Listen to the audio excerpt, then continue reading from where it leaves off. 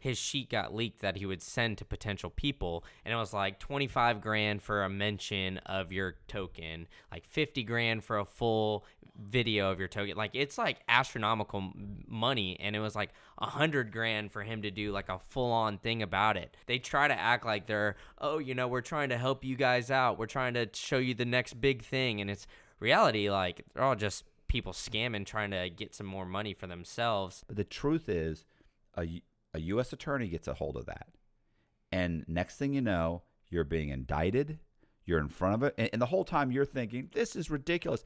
If you're lucky, you talk to a lawyer that talks sense into you and says, you don't seem to understand what you just did. Yeah, they're like, what did I do wrong? Right, right. They don't even realize, because they like, think intent. What happens is most people think intent, and the problem is that about 95% of our laws, especially financial laws, like, intent is irrelevant. Yeah, so 100%, it doesn't matter what your intent is.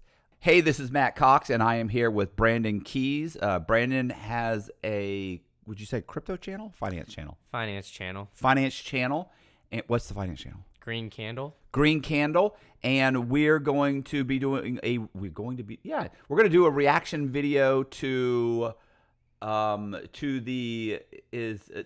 It's the I think it's like influencers essentially getting sued or caught up with the SEC. Oh yeah, this was the SEC. We're going to talk about the SEC.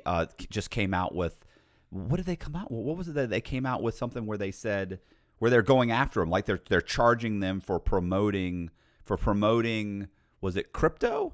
Yeah, essentially like promoting like any of these like crypto tokens, and then they didn't disclose that they were paid money to do it. Right. So they went into they went into like Twitter or something and said, "Oh man, I've just invested this. It's amazing and such good this is." Nobody's realizing that, hey, wait, this is a paid promotion. Yeah, exactly. Like not realizing it's a paid promotion, and then the crypto token or whatever goes up, and then, you know, whoever it was, like Jake Paul was like probably the biggest name. Right. So Jake Paul gets it. It tells all these people his million subscribers or whatever his number is, and then the token skyrockets, and then Jake Paul's like, all right, I'm out, makes a bunch of money, and got paid for it too. So did he actually buy the crypto? This is like the kind of like hairy part. Is like, I'm not really sure if they like how they paid him out.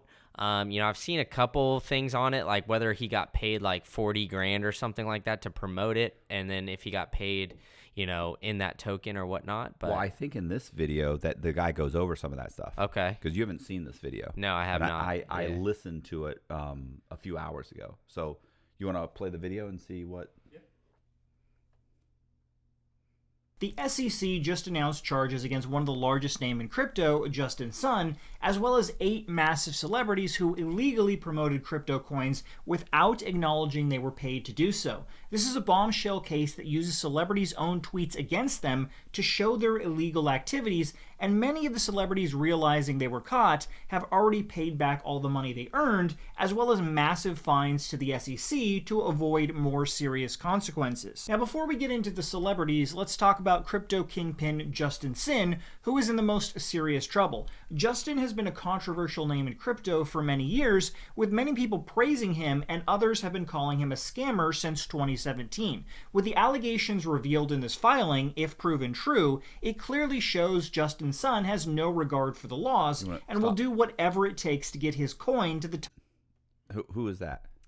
So I don't really know who Justin Sun is, to be honest with you. But there's like plenty of people that are like him. Like the one that really comes to mind is his name's BitBoy Crypto, and he's like one of the bigger crypto influencers or whatever. And he got big with like the NFT craze and all that kind of stuff.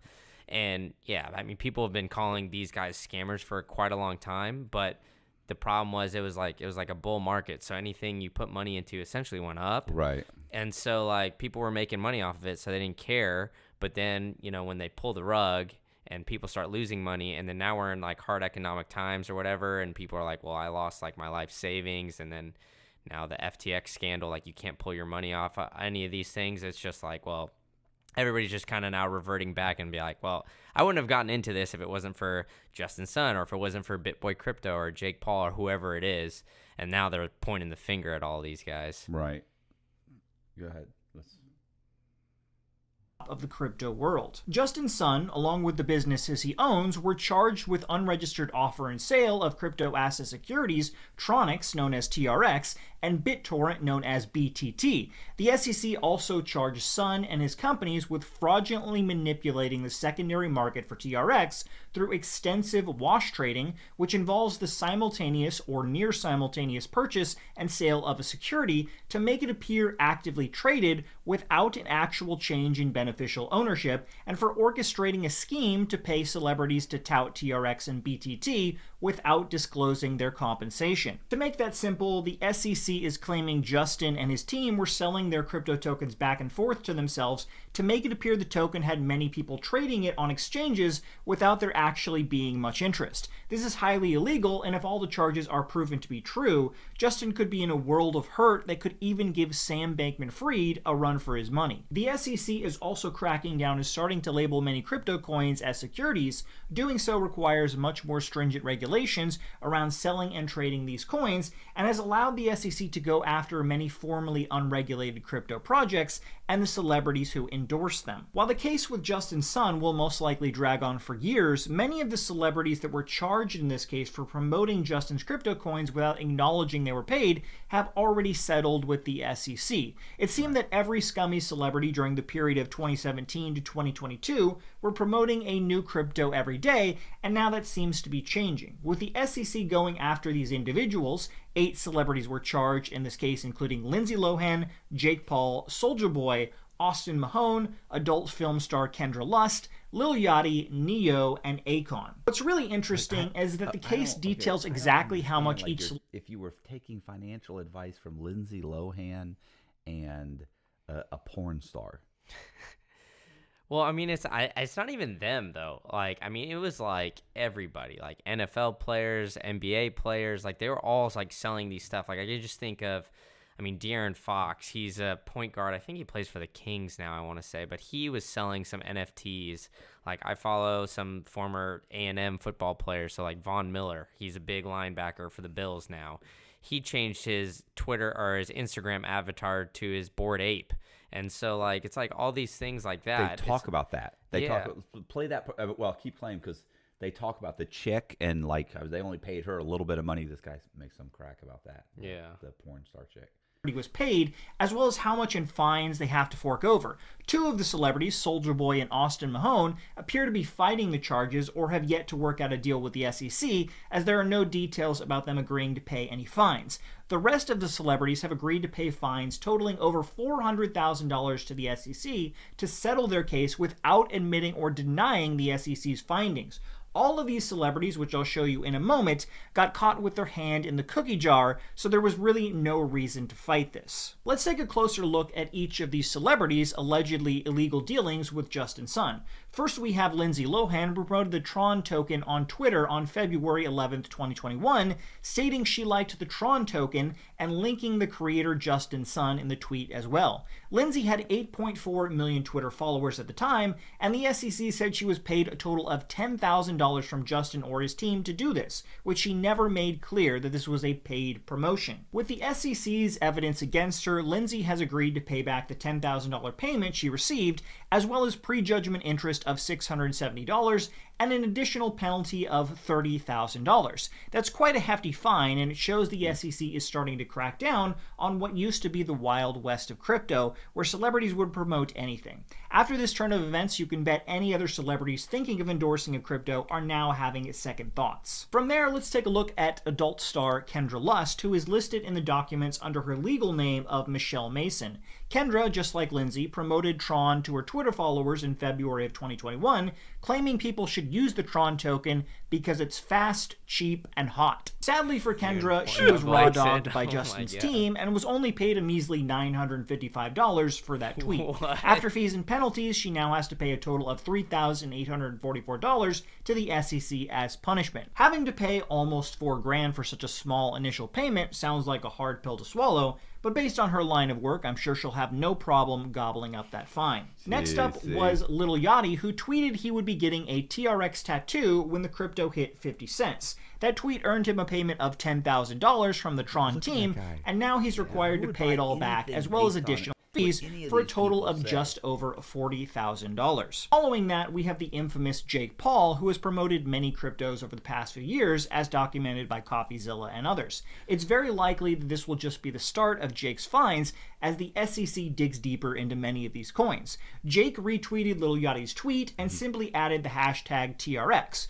Doing so earned Jake a whopping payment of $25,000 that he now has to pay back with fees for a total of just over $100,000. Next up was singer Neo, who tweeted to his audience asking what they thought was a good crypto bag while listing the TRX and BTT tokens. He was paid a total of $12,000 worth of crypto for that tweet and is now required to pay a total fine of just under $50,000. Finally, we have singer Akon, who tweeted hearing a lot about 100%. TRX and tagging Justin Sun as well. That tweet earned Akon a total of $42,000, which included fees he has to pay back for a total of $170,000. All of these tweets happened within 2 days of each other in February of 2021, and Justin Sun retweeted most of them, trying to claim that mass adoption of the TRX token was about to happen.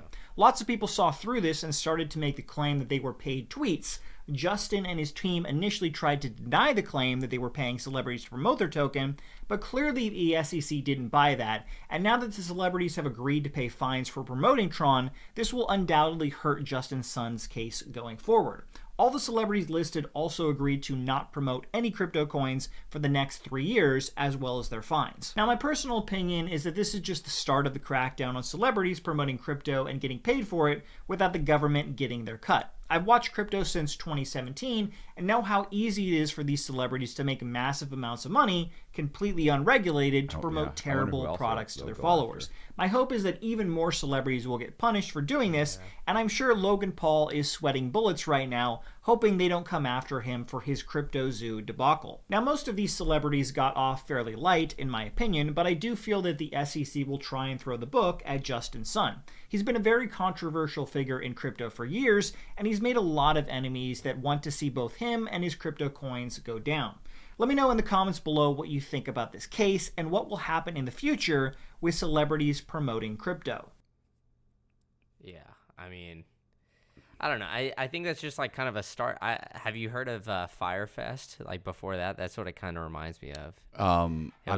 Firefest was the festival where they had it on some island. And... Yeah, they like bought an island or whatever, and then they had a bunch of influencers kind of start. What was his name?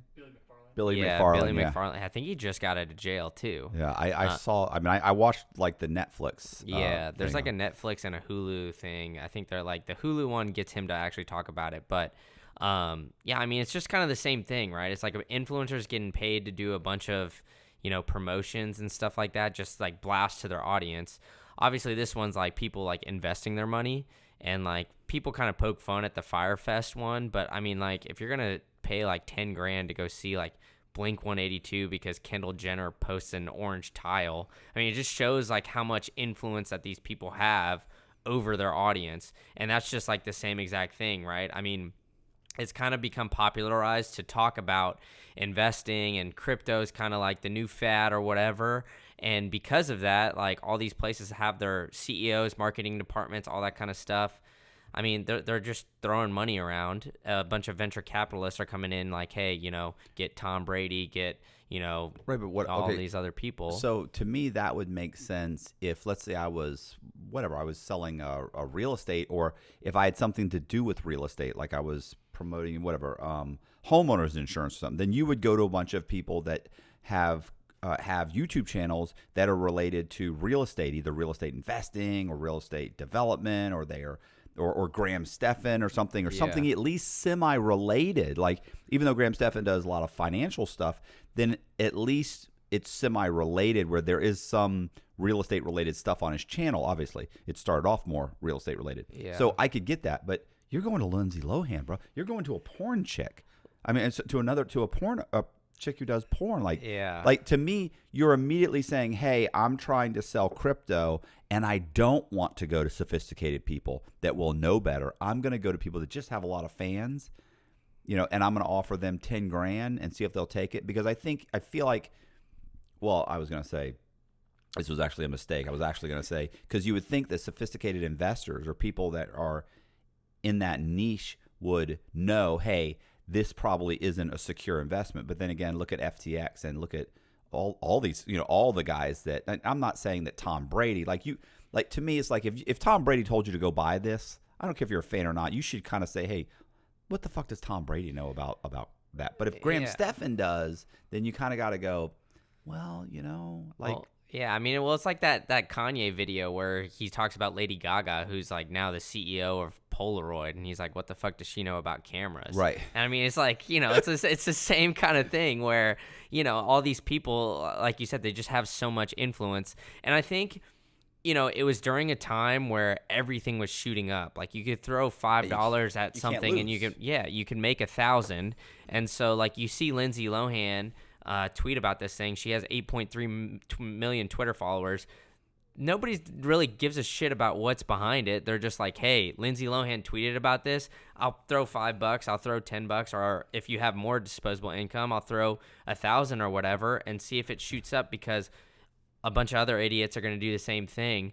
The problem is if 7 years ago you went into real estate and you became a real estate broker or investor or a real estate agent, man, you right now, like as of, let's say, a year ago, you thought, I really know my shit. Like I entered this market, I'm kicking ass, I'm making a ton of money, I'm doing great, and it's because I'm like that. Like I'm just amazing at this. No, it's not. You can't lose. Yeah, like, exactly. But now those same people are like, man, I wonder if Walmart's hiring. Like, I mean, it's not so bad if you have to work at McDonald's. Lots of people work at McDonald's. Yeah, no, I mean, that's like kind of like the running joke on like Twitter and everything, especially in these crypto worlds. Like, oh, you got to survive they call it the crypto winter, where everything's down and whatever, and then everybody jokes and says they're going to go work at McDonald's because they lost a shit ton of money. Where, I mean, for those people who invested smartly and didn't follow like a Lindsay Lohan or this porn star or Akon or whatever it is, like, sure, that's fine, but there's actually people out there who, like you said, they FOMO'd in, saw it go up, and they're just like, all right, I'm going to keep throwing more and more money on this. Like, I can't lose. I'm a genius when it comes to this. And then they get fucked, and then, then they're sitting here like pointing the finger at other people. Then they're blaming Lindsay Lohan. I mean, I believed in her. She's got such a massive background in finance. I just assumed that she knew. Yeah. I mean, it's ridiculous. I mean, I don't know. It's, you think that, all right, each person isn't one-dimensional, right? Like Lindsay Lohan probably has other interests outside of acting or, whatever it is. But, like, I mean, like modeling. Yeah, like I know, exactly. She likes she's a designer. Well, I mean, that's what people think. I wasn't one of those people, but that's why the SEC has to crack down on all this stuff, because it's like, I mean, like we talked about last time with the FTX and all that. Like, it's been an unregulated industry for such a long time. It's like the Wild West. So now they're trying to come back and do all that kind of stuff. Was Lindsay Lohan in Sharknado? Who was in Sharknado? Was she in Sharknado? I don't know. Somebody was in Sharknado. It wasn't Lindsay Lohan. Listen, 50 people will say in the comment section who was in Sharknado. They'll somebody will give me like the entire cast.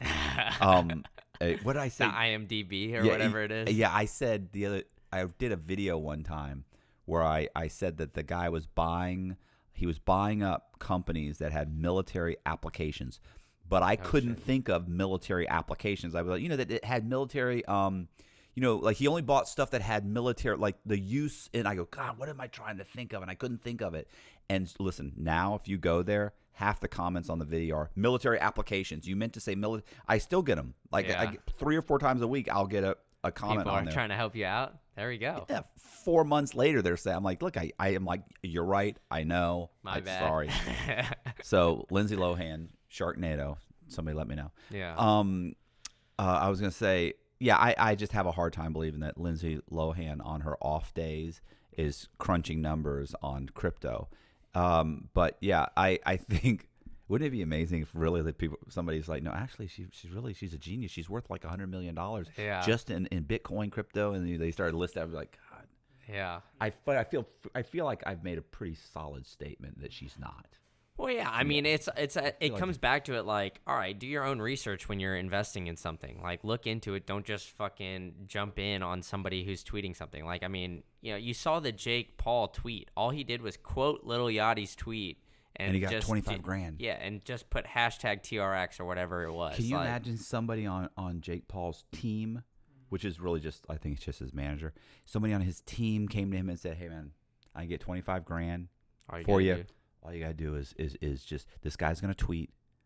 He probably like, who? Oh yeah, I think I know who that is. And then you just have to retweet it. That's it, 25 grand.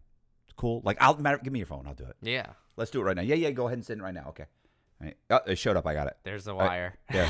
Okay. Yeah, we're doing it right now. Hold it. Yep. Oh, it just came through. Hold it. Let me retweet it. Okay, there. We're good. They're good. You just made 25 grand. Yeah. That's it. Fastest 25 grand he's ever made. And he's like, yeah, okay. Like, and now suddenly, boom, 4 months later, he gets a letter from the SEC. He's like, the hell happened? Well, I mean, Bobby, what happened? You said retweet. You said it was not a big deal. Well, I mean, Jake Paul's been, like, hammering this stuff a lot. I mean, the guy kind of touched on it in the video. Like, this wasn't the only thing he did. Like, I mean, he's kind of getting into boxing now, too. Crypto Zoo. He did Crypto Zoo. He got into the Pokemon card shit, too, for a while. I don't know if you saw that. He's running all kinds of scams. Yeah, he, like, walked into one of his fights. I went to prison. But here, can you imagine though? Look, you're just an influencer, right? Like you just do YouTube videos, and it took off. You didn't know it was going to take off. You took off. Like you don't really have a job. Like you don't like. Let's say you just want some guy who started doing them. And I'll give you an example. There's a kid at the gym. And I used to work out at this gym. It's too far now. Now I work at like LA Fitness, but I used to work out at this gym, and it's also a boxing gym, right? Oh yeah. So there's this kid who was like, I don't know, he was like 17, 18 years old. Did I tell you this? No, you haven't told me so this. just a young kid, listen, and nicest kid. You know what always cracked me up when I went to work there? What? Like, kids would come in and they'd box, right? And, you know, normal kids, 18, 19 years old, who are working out, they have an attitude. Yeah. Every one of the kids that boxed was so overwhelmingly polite. It was insane. Like, you'd watch these kids, they're talking about a 17, 16-year-old, 15-year-old, 17-year-old, and you'd see them and you'd think, oh, that kid's lethal. Yeah. Like, that kid would he'd take me, you, and Connor out. I mean, these kids are, and we're talking, still only 160 pounds. Like, they're just lethal. They're so fast and so polished. And yet you would see them, or you talk to them, and they'd be like, yes, sir, no, sir, yes, of course, yeah. Oh, I'm so sorry. I left my stuff behind the thing, behind the counter. I mean, when you get a chance, it's no big deal. Like, I can wait. And I'm like, no, I got it, bro. Yeah. All of them are super nice. And my buddy Treon, who runs the gym, said, and I was like, you ever notice, like, all these kids are really polite? Really polite. He's like, oh, yeah. He goes, when they come in, they're assholes. And I go, what do you mean? He goes, yeah, most of them come in. Maybe they got beat up, or maybe they think they're tough guys. He goes, and they come in and they start boxing. He said, but after about 6 months of just getting the shit kicked out of them, he said, and realizing that other kids that are more trained and smaller can beat them up, he said something happens to almost all of them, where he said even if they have a major attitude, they start getting respect for everyone that they come in contact with, and they start to realize how much training is involved in the sport and just anything in life. He said, and within 6 months, he's like, you take a real jerk and put him in the ring, and he will be polite to every single person. He said within 6 months, they're super nice, very polite.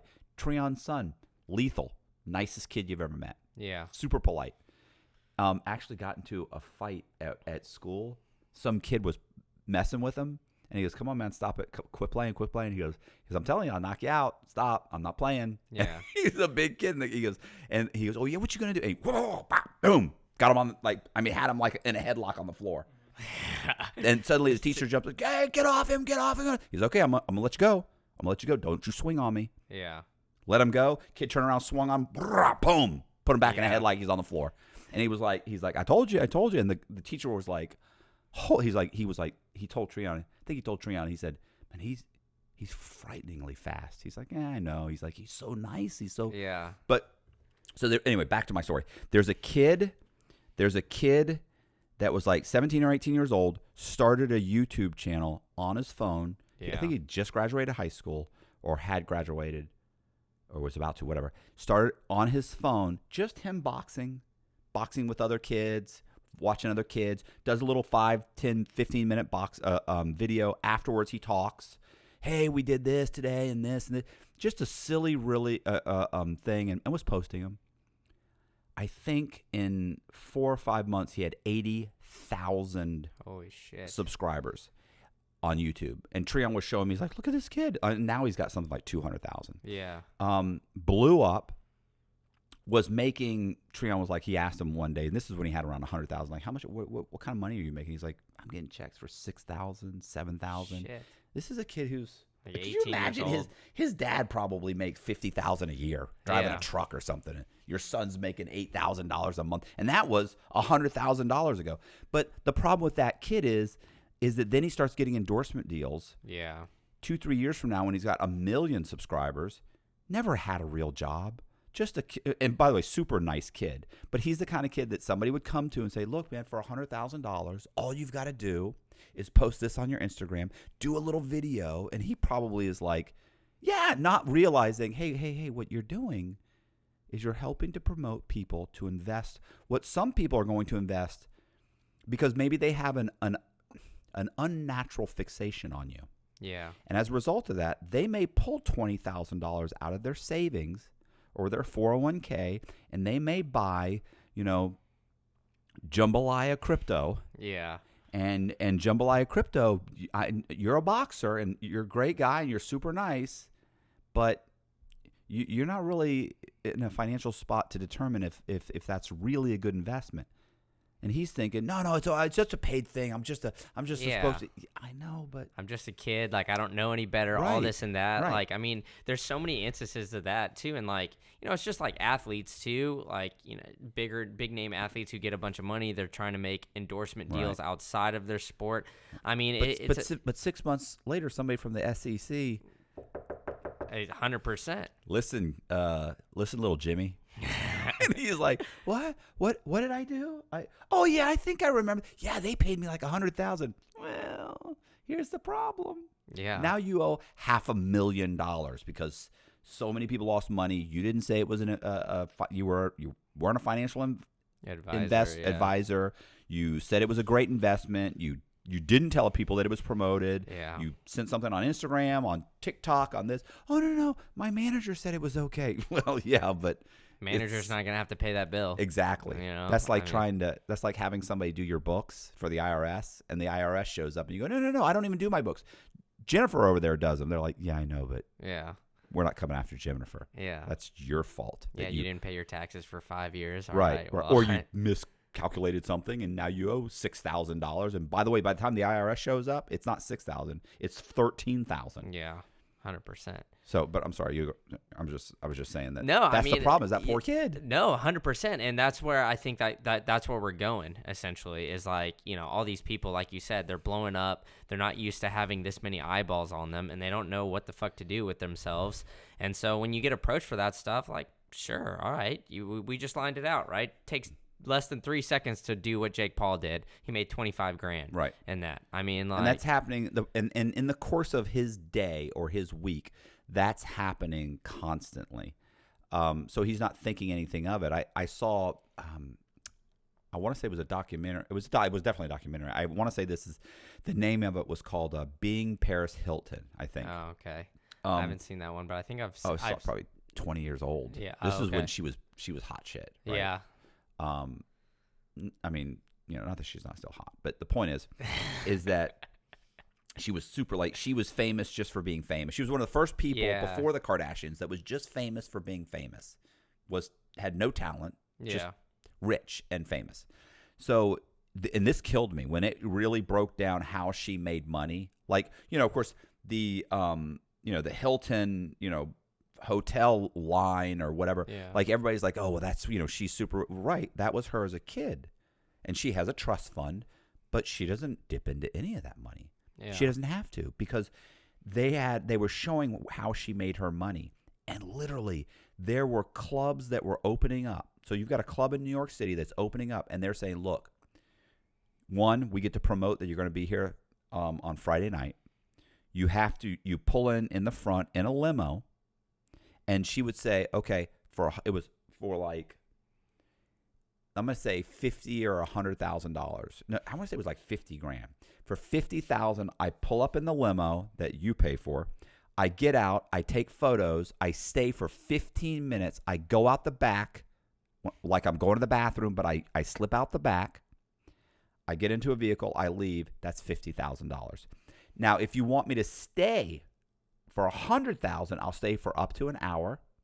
I'll take photos. She had a whole lineup, and this chick was literally making $200,000 and $300,000 on a Friday night, just driving from one place to another, walking in the front, staying for an hour, walking out the back, getting into a limo, driving to the next place, picking up 50 grand, driving to the next place. I mean, it was outrageous. She was making, I forget what it was, $5 or $10 million a year, just going around to clubs. And if you wanted her to wear your outfit or your bag, then that was, the bag's free. It's a $20,000 bag. It's free. This is free, and we're going to pay you $50,000 to show up here and get photographs when you walk in the front and walk out the back. I mean, it was insane. It was insane. Well, I mean, that's all happening right now, too. But it's with influencers, and you don't even have to leave your house, right? I mean, like, I can't – I don't remember the sheet, but BitBoy Crypto, one of the guys that I brought up, who's like just like the Justin Sun guy, his sheet got leaked that he would send to potential people, and it was like 25 grand for a mention of your token, like 50 grand for a full video of your token. Like, it's like astronomical money, and it was like 100 grand for him to do like a full-on thing about it. And it's like, you know, this guy, I mean, Justin Sun, like, I don't know the details about him as much, but I know that BitBoy Crypto, like, the SEC is going to come knocking on his door. And he always tries to pull some shit, too. Like, he's tweeted out, like, all right, name an instance where I haven't disclosed that I got paid to do this. And then somebody, like, another big name disclosed it, like, literally 5 minutes later. Oh, listen. I mean, they try to act like they're, oh, you know, we're trying to help you guys out. We're trying to show you the next big thing. And it's reality, like, they're all just people scamming, trying to get some more money for themselves. Well, you saw that with the Logan Paul thing, where he comes out with his own coin, and they're talking about running a pump and dump scheme. Yeah, you know, I mean, 100%. And he acted like he was the victim. Yeah, he's like, I didn't know, you know. But I mean, come on, dude. Like, I don't know, like you said, if you're trusting Logan Paul and his brother Jake Paul with all this stuff, like, what are you doing? One, but two, like, Logan Paul, Jake Paul, like, how do you guys not know this shit is going on? Well, you know, here's the thing. Like, I would, you know, had I not been through the system and seen how wrong things can go, like, I would think, oh, it's innocent. What's the big deal? People know better. They know this. They know that. But the truth is, a U.S. attorney gets a hold of that. And next thing you know, you're being indicted. You're in front of it. And the whole time you're thinking, this is ridiculous. If you're lucky, you talk to a lawyer that talks sense into you and says, you don't seem to understand what you just did. Yeah. And you're thinking, I'm just a nice guy that does YouTube videos. And so I said this, but I say all kinds. I tell people what kind of shirts to wear and what kind of boxer briefs are good and, you know, what razors I use. And, you know, I do stuff like that. They're like, yeah, but this is different. This can be financially devastating to people. And even if it's not devastating, it can really harm people. And they take that seriously. And there's licensing involved. But if you're like a guy who started a YouTube channel who's basically been pampered for the past 5 or 10 years, and even when things go bad, you still manage to spin them in the right direction, like, you don't see it coming. And the next thing you know, you get hit hard, and now you're indicted. And your lawyer is telling you either you pay the $2 million that they're fining you, or, you know, and you get put on probation for 3 years, or you go to trial, and it could go so badly you may do 10 years in prison. I think to somebody in most of these guys' position, like they a lot of them would think to themselves, like, there's no way that can happen. Yeah, they're like, what did I do wrong? Right, right. They don't even realize, because they think intent. What happens is most people think intent, and the problem is that about 95% of our laws, especially financial laws, like, intent is irrelevant. Yeah, so 100%. It doesn't matter what your intent is. You know, this is what, you know, this is what you did. This was the result. Yeah, but my intent was this would happen. That's irrelevant. you know, and this is what happened, and these people lost money, and so it could go bad. Like like these guys, you're seeing it go bad, but it should go bad, right? Like, don't you think? Like, don't you think this is fair? Oh, 100%. Yeah, like you said, I mean, like I've kind of hit, if a token or whatever has a CEO or a marketing department behind it, I mean, their incentive is all money driven. Like, you should look at really where the incentives lie when it comes to a lot of these things, and the incentives is usually for like the CEO or whoever's like holding the bag to make more money. And because that's the incentive behind it, I mean, you're just, you know, you're looking to get scammed, unfortunately. And yeah, I mean, just don't listen to influencers when it comes to that stuff unless they're saying like, hey, this is the paid for ad or not financial advice or other things like that. Like those disclaimers now have been, you know, I guess pretty regulated, because like even like we were talking about a little bit earlier, like with Firefest stuff. Right. Like now if you get paid to post something on your channel, you have to either put like on Instagram, this is a paid sponsor or paid promotion or whatever, or like hashtag ad. Like I think that whole thing is just getting to start, like just starting, where it's like, you know, the whole influencer culture is now like gonna get pretty regulated with everything. Right. I mean, and I think it should. I was just thinking, like, I told you this last time, where I was like, I've been hit up to do Bitcoin, like not Bitcoin, I'm sorry, to do a cryptocurrency that was coming out. We had meetings, we talked everything, but in the end, it was like, I don't know if this is a good investment. I'm not going to tell people that this is a good investment. I'm a matter of fact, I don't even want to be involved in this. But I mean, I get hit up all the time like, hey, promote our game. Well, I don't play video games. Yeah. Like, what am I supposed to do? I'm supposed to do a 30-second video about how this is an amazing video game. I don't play video games. Yeah. Like, you know, I mean, you would think I would be more apt to do something, you know, jump on the bandwagon and do some scumbaggery type stuff and wouldn't have an issue with it. But it's like that kind of behavior is what led me to go to prison. So it's like, I'm not going to say that I'm wearing your I love these T-shirts. And I'm like, I don't wear those T-shirts, bro. Yeah. Like, you never hear me, listen, you never hear me talk about my T-shirts. I actually have T-shirts. I don't even wear my T-shirts. I have a store. I don't wear them. Yeah. They don't feel good. I don't. They're all cotton, and I like these better. And so I told Jess, we need to go and we need to make our own T-shirts. We need to buy T-shirts that I'll wear, that I like, and actually iron on my logo. And then I said, then I'll do it. But but these guys don't have any scruples at all. And the fact that I'm telling people that you should have like, that's really a problem. Like, that's wrong. I was gonna say, I have a buddy named Joseph Vitale. I actually wrote a story about this guy called Atonement. He was legitimately raising money for a startup. You're only allowed to charge, let's say, 8%, okay? He was charging like 15% or something, like something outrageous, which, 8 to 15, it's not that much of a difference. But the problem was he wasn't disclosing what he was actually charging. So they're promoting this. They're raising money to dump into a business.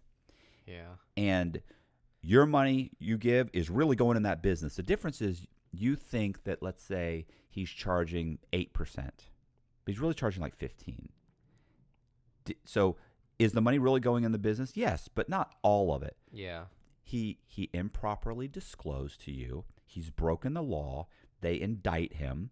He's now he was then being charged with like running a boiler room or whatever it was. It's like it blew up and went so wrong so quickly. And then it's how much money was raised. So you're like, okay, well, I'll pay a fine. No, now there's $15 million raised. It's how much money did you defraud these people out of? You're like, no, they really put the money into this business, thing. Yeah, but they lent money based on lies that you told. He didn't think it was going to go that wrong, but it did. Next thing you know, he's doing 4 years in prison. Yeah.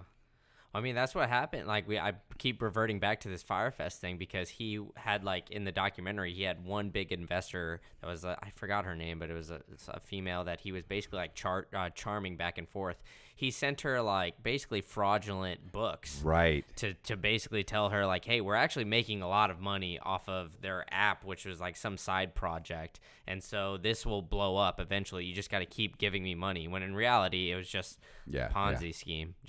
pump and dump kind of thing. But yeah, I mean, it's just kind of like this whole world just needs to be like a little bit more regulated. And you think that when people have money, that they would know, I guess, have some sort of awareness towards this thing, because they're like, hey, you didn't have money at one point in time, especially a lot of these, you know, people, like whether it's an influencer or rapper, athlete, whatever. But when it comes down to it, they didn't have money at any point in time, so they're willing to do a lot for a few bucks. I mean, you saw the porn star. She did this all for like less than $1,000 while everybody else cost was her like, $4,000. Yeah, exactly.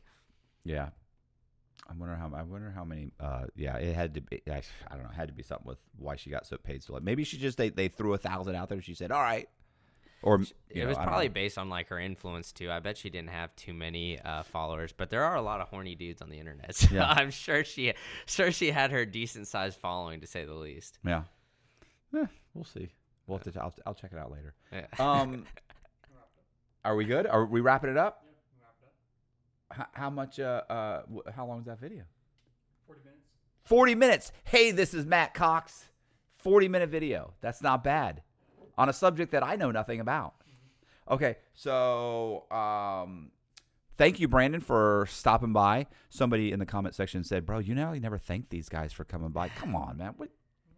You don't know that I don't thank anybody. He thanks me off camera. Yeah, off camera. There's all kinds of stuff happening off camera. So.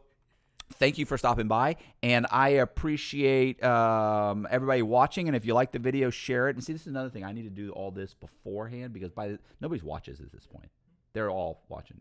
I mean, they're all right now. If you look at the algorithm, if you look at the analytics, it's like it drops off, and then people watch, and then when I actually start saying, "Okay, we'll go, let's go," it boom, yeah, done. So nobody's listening at this point. I appreciate it. Share the video, hit the like button, hit the bell. I think very few people actually hit the bell. I looked at that the other day. It was like 25% or something, or 25% actually hit the bell. And for notifications. For notifications. So it's like they subscribe, so kind of go in their feed. I get that. You're saying, hey, kind of put this guy on my feed, but you don't hit the bell, so you don't really know. Yeah. And then I do like a live or something. I get all these people like, bro, I didn't get notified. You didn't hit the bell. Well, the notifications for the live stream, I think, are a little different than like an actual video popping up. I don't know if that YouTube is like super friendly to the live streams. Really? Yeah. I know it's like supposed to be good to like help your channel or whatever, but it doesn't. I don't know. From what I know, yeah. And nothing's helping my channel. Nothing. It's just eking along. Yeah. All right. So thank you very much. Leave me a comment. And, hey, I wrote a bunch of books when I was in prison, so check out my books. And then using forgeries and bogus identities, Matthew B. Cox, one of the most ingenious con men in history, built America's biggest banks out of millions. Despite numerous encounters with bank security, state, and federal authorities, Cox narrowly, and quite luckily, avoided capture for years. Eventually, he topped the U.S. Secret Service's most wanted list and led the U.S. Marshals, FBI, and Secret Service on a 3-year chase, while jet-setting around the world with his attractive female accomplices. Cox has been declared one of the most prolific mortgage fraud con artists of all time by CNBC's American Greed. Bloomberg Businessweek called him the mortgage industry's worst nightmare, while Dateline NBC described Cox as a gifted forger and silver-tongued liar. Playboy magazine proclaimed his scam was real estate fraud, and he was the best. Shark in the Housing Pool is Cox's exhilarating first-person account of his stranger-than-fiction story. Available now on Amazon and Audible. Bent is the story of John J. Boziak's phenomenal life of crime. Inked from head to toe, with an addiction to strippers and fast Cadillacs, Boziak was not your typical computer geek. He was, however, one of the most cunning scammers, counterfeiters, identity thieves, and escape artists alive, and a major thorn in the side of the U.S. Secret Service as they fought a war on cybercrime. With a savant-like ability to circumvent banking security and stay one step ahead of law enforcement, Boziak made millions of dollars in the international cyber underworld, with the help of the Chinese and the Russians. Then, leaving nothing but a John Doe warrant and a cleaned-out bank account in his wake, he vanished. Boziak's stranger-than-fiction tale of ingenious scams and impossible escapes, of brazen run-ins with the law and secret desires to straighten out and settle down, makes his story a true crime con game that will keep you guessing. Bent: How a Homeless Teen Became One of the Cybercrime Industry's Most Prolific Counterfeiters. Available now on Amazon and Audible. Buried by the U.S. government and ignored by the national media, this is the story they don't want you to know. When Frank Amadeo met with President George W. Bush at the White House to discuss NATO operations in Afghanistan, no one knew that he'd already embezzled nearly $200 million from the federal government. Money he intended to use to bankroll his plan to take over the world. From Amadeo's global headquarters in the shadow of Florida's Disney World, with a nearly inexhaustible supply of the Internal Revenue Service's funds, Amadeo acquired multiple businesses, amassing a mega conglomerate. Driven by his delusions of world conquest, he negotiated the purchase of a squadron of American fighter jets and the controlling interest in a former Soviet ICBM factory. He began working to build the largest private militia on the planet, over 1 million Africans strong. Simultaneously, Amadeo hired an international black ops force to orchestrate a coup in the Congo, while plotting to take over several small Eastern European countries. The most disturbing part of it all is, had the U.S. government not thwarted his plans, he might have just pulled it off. It's insanity, the bizarre, true story of a bipolar megalomaniac's insane plan for total world domination. Available now on Amazon and Audible. Pierre Rossini, in the 1990s, was a 20-something-year-old Los Angeles-based drug trafficker of ecstasy and ice. He and his associates drove luxury European supercars, lived in Beverly Hills penthouses, and dated Playboy models while dodging federal indictments. Then, 2 FBI officers with the Organized Crime Drug Enforcement Task Force entered the picture. Dirty agents willing to fix cases and identify informants. Suddenly, 2 of Rossini's associates, confidential informants working with federal law enforcement, were murdered. Everyone pointed to Rossini. As his co-defendants prepared for trial, U.S. Attorney Robert Mueller sat down to debrief Rossini at Leavenworth Penitentiary, and another story emerged. A tale of FBI corruption and complicity in murder. You see, Pierre Rossini knew something that no one else knew. The truth. And Robert Mueller and the federal government have been covering it up to this very day. Devil Exposed. A twisted tale of drug trafficking, corruption, and murder in the City of Angels. Available on Amazon and Audible. Bailout is a psychological true crime thriller that pits a narcissistic conman against an egotistical, pathological liar. Marcus Schrinker, the money manager who attempted to fake his own death during the 2008 financial crisis, is about to be released from prison, and he's ready to talk. He's ready to tell you the story no one's heard. Schrinker sits down with true crime writer Matthew B. Cox, a fellow inmate serving time for bank fraud. Schrinker lays out the details. The disgruntled clients who persecuted him for unanticipated market losses, the affair that ruined his marriage, and the treachery of his scorned wife, the woman who framed him for securities fraud, leaving him no choice but to make a bogus distress call and plunge from his multi-million-dollar private aircraft in the dead of night. The $11.1 million in life insurance, the missing $1.5 million in gold. The fact is, Schrinker wants you to think he's innocent. The problem is, Cox knows Schrinker's a pathological liar, and his story's a fabrication. As Cox subtly coaxes, cajoles, and yes, cons Schrinker into revealing his deceptions, his stranger-than-fiction life of lies slowly unravels. This is the story Schrinker didn't want you to know. Bailout: The Life and Lies of Marcus Schrinker. Available now on Barnes & Noble, Etsy, and Audible. Matthew B. Cox is a con man, incarcerated in the Federal Bureau of Prisons for a variety of bank fraud-related scams. Despite not having a drug problem, Cox inexplicably ends up in the prison's Residential Drug Abuse Program, known as RDAP. A drug program in name only. RDAP is an invasive behavior modification therapy specifically designed to to correct the cognitive thinking errors associated with criminal behavior. The Program is a non-fiction dark comedy which chronicles Cox's side-splitting journey. This first-person account is a fascinating glimpse at the survivor-like atmosphere inside of the government-sponsored rehabilitation unit. While navigating the treachery of his backstabbing peers, Cox simultaneously manipulates prison policies and the bumbling staff every step of the way. The Program: How a Conman Survived the Federal Bureau of Prisons' Cult of RDAP. Available now on Amazon and Audible. If you saw anything you like, links to all the books are in the description box.